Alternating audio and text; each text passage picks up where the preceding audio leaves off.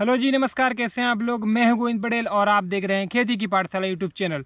कई बार जो है हमारे मन में एक चीज़ सवाल रहता है कि सेम वैसी हम लोग खेती करते हैं जैसे हमने पिछले साल करी। उतना ही बीज, उतना पानी, उतना ही खाद, उतना ही देख रेख करने के बावजूद भी जो है हमारा हर साल जो है उत्पादन में अंतर आता है। किसी साल ज़्यादा उत्पादन हो जाता है, किसी साल कम उत्पादन हो जाता है। ऐसा क्या कारण रहता है? और एक बार जो हमारा उत्पादन कम होता है तो हम लोग उसमें फिर तरह तरह के फर्टिलाइज़र की मात्रा को बढ़ाना और तरह तरह के इंसेक्टिसाइड, पेस्टिसाइड वगैरह डालना चालू कर देते हैं, जिससे कि हमारे खर्चे तो ज़्यादा होते हैं और उत्पादन में कोई ज़्यादा विशेष बढ़ाव नहीं होता है। तो आज की वीडियो में हम लोग जानेंगे कि क्या कारण होता है कि एक साल का उत्पादन ज़्यादा होता है, अगले साल थोड़ा कम हो जाता है या फिर थोड़ा और ज़्यादा हो जाता है। ऐसे अंतर क्यों होता है और इसके लिए किसान के मन में क्या सवाल आता है। जब भी जो है हमारे जो फसल में उत्पादन में कमी आती है तो हम लोग सोचते हैं कि यार इसमें शायद हमने फलाना खाद को कम दिया, फलाने ने ज़्यादा दिया।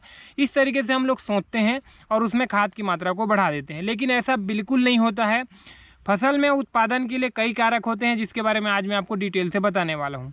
मैं आज आपको फसल में जो है 100% मतलब कि जितने भी 17-18 तत्व जो होते हैं उसमें कितनी कितनी परसेंट ज़रूरत पड़ती है, क्या क्या हाथ रहता है कौन सी फसल में, इसके बारे में मैं डिटेल से बात करूंगा। कोई भी फसल में अच्छे तरीके से उसके वेजिटेबल ग्रोथ को डेवलप करना, पूरे पौधे में अच्छे तरीके से बढ़वार आने में तीन जो मुख्य तत्वों का जो रोल रहता है वो है कार्बन का, ऑक्सीजन का और हाइड्रोजन का। मतलब कि हम लोग बोल सकते हैं पूरी तरीके से प्रकृति का क्या क्या मात्रा डोज है मैं आपको बताता हूँ। मेरे पास है कार्बन जो है एक पौधे में 45% कार्बन होती है, ऑक्सीजन भी 45% होती है, 90% हो गए। 6% हाइड्रोजन होती है, मतलब कि 96% हो गए। कहने का मतलब एक पौधे में 96% जो है प्रकृति के ऊपर डिपेंड रहती है कि हमारी क्रॉप कितनी होनी है। उसके बाद सिर्फ 4% जो है हम लोग अलग से जो रासायनिक खाद डालते हैं, तरह तरह के आपने जो खाद सुना होगा, माइक्रोन्यूट्रिशंस वगैरह सुना होगा, वो सिर्फ पौधे के लिए 4% होता है। बाकी के 96% प्रकृति की तरफ से होती है। जब भी मौसम की चेंजेस होती है, बारिश कई बार ज़्यादा हो जाता है, कुछ कम हो जाते हैं, इस तरीके से जैसे ही आंकड़ा में बदलाव होता है तो हमारी फसल के उत्पादन उस साल प्रभावित होना ही है। जब भी इस तरीके से प्रभावित होती है तो अगले बार आप फर्टिलाइज़र या फिर किसी के डोज को ना बढ़ाएं। वो पूरी तरीके से नेचुरल के ऊपर है, प्रकृति पे डिपेंडेंसी रहती है, तो आपको अलग से उसकी टेंशन लेने की ज़रूरत नहीं रहती। तो अब यार आपके मन में सवाल आता होगा, जो 4% जो पोषक तत्वों को जो रहता है, जैसे रासायनिक खाद का जो रहता है या फिर खाद का जो रहता है, उसमें से कौन से का कितना परसेंट, वो भी मैं आपको बताता हूँ।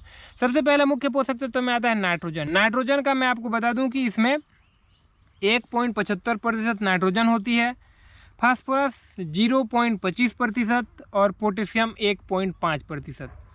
मतलब कि जो 96% तो नेचुरल हो गया, और इसके बाद अगर मैं बात करूं तो लगभग 3-3.5%, 96, 97, 98, लगभग 99.5% तो इतने में ही ख़त्म हो गया। अब बचा कितना?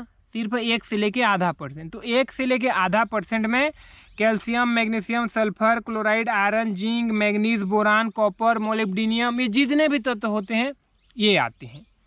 तो हम लोग जो है हमारी क्रॉप में ये डिफरेंट टाइप से डिफरेंट नाम के जो सौंफ वाले हमको पकड़ाते जाते हैं फसल, जब भी हमको लगता है कमज़ोर हो रहा है तो ये तो सिर्फ आधे परसेंट, और पूरा होल को अगर हम लोग कंप्लीट करें सिर्फ 4% इनका रोल रहता है। तो इसीलिए फसल की कम या ज़्यादा होना वो आपके हाथ में नहीं है, वो पूरी तरीके से नेचुरल के हाथ में। हम लोग सोचते हैं कि हम लोग तो फर्टिलाइज़र हमारे हाथ, भले ही 4% हमारे हाथ में होती है, बाकी के 96% जो है नेचुरल के या फिर प्रकृति के हाथ में होती है। तो जब भी जो है आपकी क्रॉप कम या ज़्यादा हो तो मन में दुख न पालें, वो एक नेचुरल की जो क्लाइमेट चेंज का एक प्रभाव हो सकता है, आने वाले साल में उसमें भी सुधार होते रहेगा।